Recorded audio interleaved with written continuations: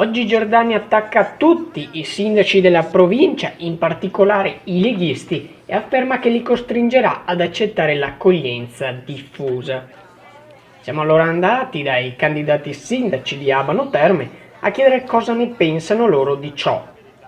Marcato e Boccardo tuonano un forte no. Come commenta la notizia del candidato del PD Sergio Giordani a Padova di voler imporre l'accoglienza diffusa degli immigrati anche agli altri comuni della provincia?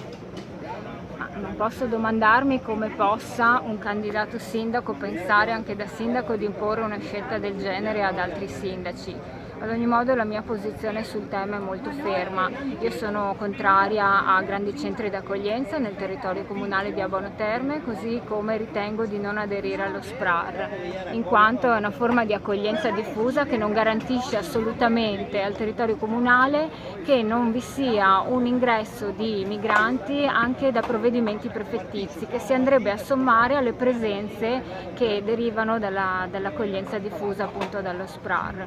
Quindi allo stato attuale della normativa non c'è garanzia per il Comune e ritengo che da sindaco di non dover assolutamente aderire a questa forma di accoglienza. L'anno scorso abbiamo incontrato a Padova il Ministro dell'Interno Minniti, al quale abbiamo ribadito la necessità che la caserma del Primo Rock, oggi abbandonata, ritorni a essere utile per la nostra cittadinanza.